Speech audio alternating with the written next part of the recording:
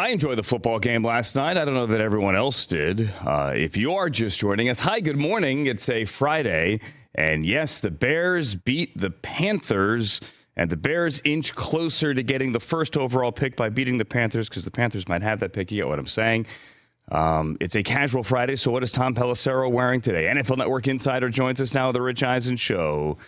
It is flannel, Tom. Good day to you. Yeah, thank you. Shout out to my guy Vincenzo at the Rag & Bone in Santa Monica, who pulls my wardrobe these days. So great pick by him. Hold First on. time rolling it out. Before we get to the Frank Reich hot seat, my gosh. you've got a guy at Rag & boys, Bone what's up? in Santa Monica here in L.A. that gets your wardrobe ready? Big fan of the Insiders. Saw that I was wearing some of the clothes from them, and so now he's kind of curating a wardrobe for me here. It's great. Okay. Feels like we need a group field trip next time you're in town. Tell him I'm a 30-29 and I wear Rag & Bone jeans all the time. 30-29. That is an uncommon inseam right there, Andrew. Do I look tall? Do I look tall? Hey, man. I'm a 31-30, and those are tricky too. There you go. More like 28, but no one really makes a 28 and a 29. You could deal with it. Anyway. Oshkosh bagosh, maybe? No? Oshkosh bagosh. Right back at you, buddy. Yeah. Oh, man. Anyway, where were we? Hey, Frank Reich. Elastic jeans, yeah. Yeah. So it hit me last night, Tom. Trying to get this car back on the road. It hit me last night watching Frank Reich's post-game press conference at Soldier Field after his team lost, after the quarterback that Carolina took number 1 overall lost to a quarterback that was taken out of the middle of nowhere in West Virginia, undrafted. And by the way, that team traded you the first overall pick. The look on Frank Reich's face, Tom, was very similar to the look of kind of like hopelessness that I saw on his face last year when trying to decide between Matt Ryan and Sam Ehlinger. Are they in trouble in Carolina? I would say this, Andrew. I don't think that anybody watching that game is going to walk away saying anything other than the offense is horrible. I mean, it's, whether it's the design, whether it's the execution, whether it's the way the offensive line is played, whether it's the lack of some of the outside weapons. I mean, you're going up against a Bears defense that, granted, added Montez Sweat, and they did invest in that side, but they haven't been a elite unit this season. And you get in the red zone once on national TV, and you got the number 1 overall pick. I just keep going back to this, and this is not to pin it on, solely Frank Reich. It's certainly not to pin it on the offensive coordinator, Thomas Brown, who, let's be honest, when he takes over the play calling a few weeks ago, you're not installing an entirely new offense. You can try to do some different things, but the offense, the structure of the scheme is not going to substantially change in the course of a season here. The number 1 pick looks like he's the guy who was the undrafted rookie out on the field. I don't get the sense that anybody in Carolina is worried about Bryce Young coming through this because he's such a mature guy, a steady guy. But you took him in part because of, the elite processing ability and how accurate he was and how quickly he got the football out. Everything right now just looks slow, and there's no tempo in the offense. You're trying to get the football out of his hands, which I understand, but you're running it's a lot of quick passes. And so you're trying to slowly, gradually move the chains, and that doesn't give you as much margin for error. It's a lot of different factors going on right there in Carolina. Certainly, David Tepper has shown patience in the past. I know that, there's reputations outside and some other things. And I think that he's very conscientious of the fact that people think he's not going to be patient, but he went into a third year with Matt Rule, despite the fact that, at that point, there wasn't a lot of reason to believe, other than Matt Rule's success at the college level in year 3, that things were necessarily headed in the right direction.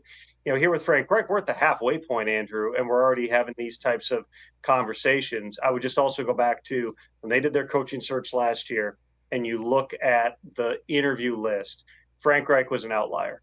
It was young offensive guys. They wanted Ben Johnson. They interviewed Kellen Moore. They brought in Ken Dorsey, all these guys. And then you hire Frank Reich, who's just It's a little bit different from what you necessarily were going after in the first place. And so David Tepper, I'm sure, is had a lot to think about on the plane back from Chicago in terms of exactly what to do moving forward here. Again, I would say nobody is concerned about the quarterback at this point, Andrew, but it's obvious everything around the quarterback is not helping them out. And there are a lot of cooks in the kitchen there. Jim Caldwell and Josh McCown and Thomas Brown. And on the defensive side, Giro Avero. You have a lot of guys that are considered future head coaches, and you have former head coaches there as well. I remember sitting with Frank Reich at the Combine. We're doing the interview on NFL Network, and I asked that very question. Are there too many cooks in the kitchen? He pushed back a little bit.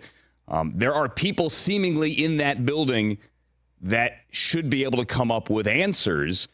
But, Tom, there's got to be, and no one's suggesting that I think Bryce Young will pull through. But the C.J. Stroud factor here has to cloud people's thinking, doesn't it? Well, I think that the dichotomy certainly weighs on you just based upon a relatively small sample size of results. I mean, I think that you go back to the first couple of years coming out of the 2020 draft, and everybody looked at it as the Dolphins completely missed. How in the world could they take Tua? Why didn't they take Justin Herbert? And certainly Justin Herbert's been a really good player. It's and a great point. Got paid, and there's a lot of reasons to believe in him. But Tua has shown that he can perform at a pretty high level when he's healthy and able to stay on the field. But they had to make a coaching change in order to do that. And they brought in Mike McDaniel, and it kind of unlocked this whole thing for Tua Tagovailoa. And we've seen him certainly at the start of this season. I know that the last few weeks have been a little more of a battle for the Dolphins offense, but we've seen that he can do it. So I think that it's way too soon to say, how in the world could you take this guy? The Panthers did all kinds of studies, and they had data and analytics, and they traveled around to the different teams and different schools, and they met with everybody, and they spent time with them. They went to dinner with Bryce Young, and they talked to him there, and they just everything about him lined up, and they were not alone in that. It's not as if they took the guy that nobody else had as the number one quarterback. If you talk to people within the league, you did get different opinions on this quarterback class, but the consensus, I would say, if not a strong consensus, was Bryce Young was the safest bet. What's happening right now is not working. To your point on the too many cooks in the kitchen, I don't think it's bad to have too many smart football people. The last thing you want is a brain drain and the head coach having to do everything. I do go back to remember the last year for Doug Peterson in Philadelphia, a few years after they had won the Super Bowl. And at that time, Frank had left for Indianapolis. They had moved on from Mike Groh. And then they brought in, some smart football minds, Marty Morningweg, Rich Scangarello. They were from different backgrounds. And thinking was, okay, we're going to get some new ideas going here. We're kind of going to revitalize this offense. And instead, they kind of had this offense that didn't really have an identity, didn't have a philosophy. And I think that you see that a little bit right now with Carolina, too, where you've got a lot of smart football people. You just rattled off a bunch of the names in that room, but they come from different backgrounds. They might have different philosophies about what it's supposed to look like on the field. And so regardless of who's calling the plays, the structure of this thing right now looks like it's not best suited for what's going to help Bryce Young take off. And the Bears go to 3-7. On the flip side of that, they have 7 games seemingly now for Justin Fields kind of to audition for the offseason when the Bears very well, thanks to that victory last night, could have the number 1 overall pick. Want to get to the Jets real quick. Don't want to linger too much, but make sense if you could, Tom, for us of what Robert Saleh said this week about Zach Wilson and seemingly implying that people upstairs are telling him what to do, then backpedaling from that, if you even want to call it a backpedal. Everything was very vague, but the headline still is Zach Wilson, not Trevor Siemian, and not Tim Boyle, is the Jets quarterback. Well, listen, Trevor Siemian's a great guy, and he started a lot of games in the league.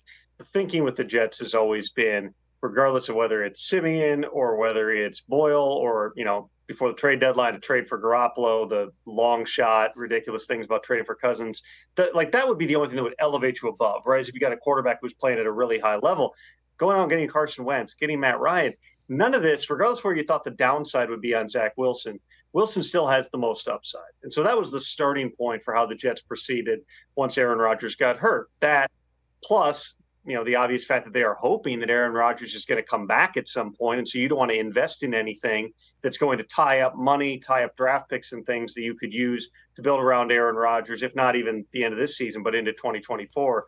as well. I also think that it doesn't do, I know that Sully used the phrase plead the fifth, and people had a lot of questions about exactly what he was trying to avoid self-incriminating on. I would say this: no coach, especially one who's trying to and has been trying to instill confidence in his young quarterback, is going to give any shadow of we're thinking about a change. We need to evaluate it unless you already know you're making that change. They're obviously not at that point, according to what Saul has said, to do that this week. Could you potentially see somebody else get an opportunity? It's not completely out of left field to suggest that that's a possibility here. They just need Zach Wilson or whoever's at quarterback to be good enough. I said that the day after Aaron Rodgers got hurt. The whole idea of if Zach Wilson plays at a high level, no, forget that. Just if Zach Wilson plays okay. They need him to play okay. It didn't happen the other night. He didn't have a lot of protection. Now Billy Turner's hurt. They've had, I don't know how many different offensive line combinations they've already used through the course of the season. There's things going on around him. You'd like to think that you're finding ways to get the ball into your playmakers' hands, get it to Breece Hall, get it to Garrett Wilson. When those things aren't happening to back up a defense who's still playing really well, that's where some of the frustration lies. But, from go, it's been trying to take this scheme that was so driven by Aaron Rodgers having control and being able to check out of plays, do these different things at the line, then trying to find a version of that Zach Wilson could learn on the fly in a season where, in their best case or even okay case scenario, Zach Wilson was never seen. Is there, I love the story. I've loved his story for a while now as the Browns fan here, but is there Josh Dobbs regret this week around the league? Like, have you heard from people, man, I mean, look what he did. We could have fixed our temporary quarterback injury issue with that guy. Well, I mean, anytime that you have a guy who plays like Josh Dobbs did last week, Andrew, there's probably half the teams in the league, half the owners going, why didn't we get this Dobbs? He was sitting out there. He's a free agent. He's been traded. He's been on practice squads. Where was he? 5 teams in 11 months.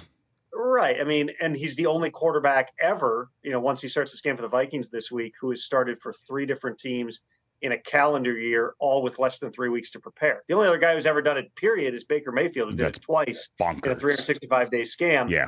Span. Dobbs has done it now after this week 3 times in less than a year, but every one of those he's arrived. He's had a grand total of 30 days from signing to playing with each of those teams, which is just completely wild. And we'll see. I mean, I would say this. I made this point on the Insiders earlier this week. In my mind, Kevin O'Connell, he got 1 Coach of the Year vote last year when he won 13 games.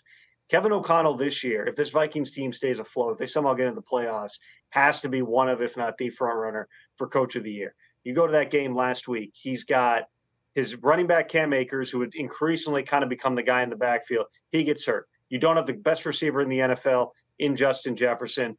You are down not just Kirk Cousins, but Nick Mullins and Jaron Hall, so the top 3 quarterbacks. You got a guy who's been there for 5 days, and you find a way to come out and beat the Falcons on the road, one of the teams you're competing with in the NFC. And, the boldest move that the Vikings made in the offseason from an addition standpoint was moving on from Ed Donatel, bringing in Brian Flores, totally different personality, totally different scheme. And look what the Vikings have done defensively, especially over the last 6 weeks or so here.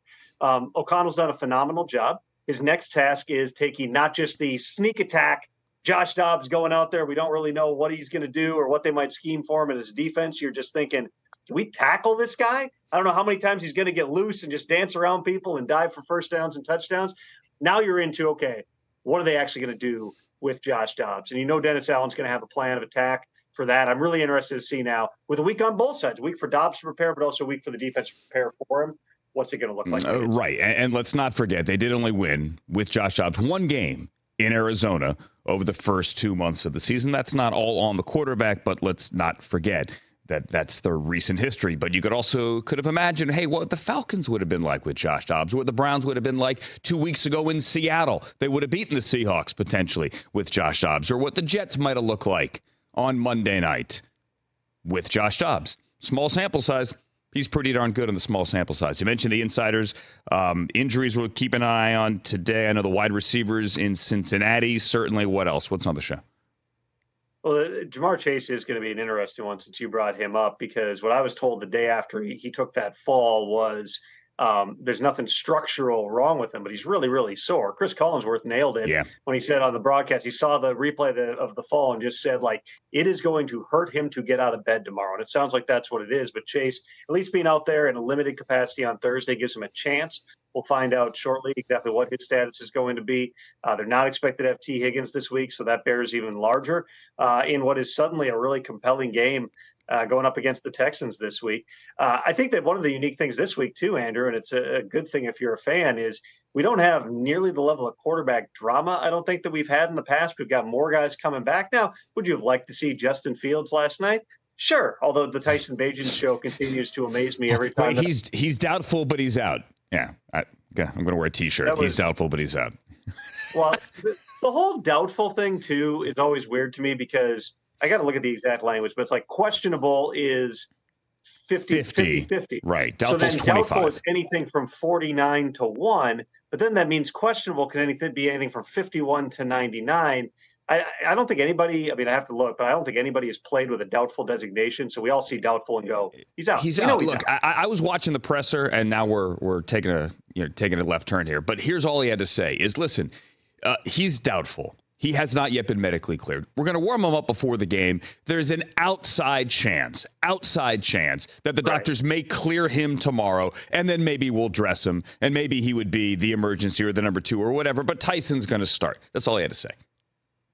Right. And if you want people to think he might play, then you list him as questionable. And again, there's rules and teams play the percentages on this. Everybody does it a little bit differently here. But yeah, if you're doubtful, we know you're out. That was like the other part of that press conference was like the Abbott and Costello aspect of, I don't understand. You're saying he's doubtful, but he's out.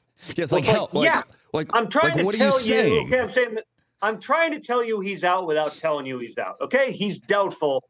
You can process this and figure it out. We all know he's not playing. It's going to be Bagent. On Fields, by the way, so he is getting better. Like, he is getting closer. I would certainly say there's a good chance, I would put that in my own words, that he's going to be out there next week against the Lions. One of the issues he still had this week was there's still a little bit of pain when he takes snaps under center. You don't want to have him in shotgun the entire game. And also the fact that going up to the games, I know people were surprised too that Khalil Herbert wasn't playing because he was listed as full all week. Well, on the short weeks, a lot of teams don't even practice. They might have like 20 reps on a Wednesday, but it's basically all walkthroughs here. So, yeah, hypothetically, you could practice and you're healthy enough, but if you don't have time to test an ankle or a thumb, it probably doesn't, it's probably not worth it to go push you out there. And sure enough, they found a way to get one more win with the kid from Shepherd. Yep, and a lot of teams don't like to force guys out there on a short week because why not? Give them an extra couple of days here with the mini bye, and then you're definitely healthy the week after that. And those of us who have Deontay Foreman, to beg your pardon, on fantasy, like yours truly, for my awful fantasy team, we're grateful. Tom Pelissero mentioned the Insiders. It's on this morning on NFL Network with Tom wearing flannel and Ian undoubtedly wearing an awful shirt. We will see you then. Catch the Rich Eisen Show every single day on the Roku channel, 12 to 3 Eastern, for free.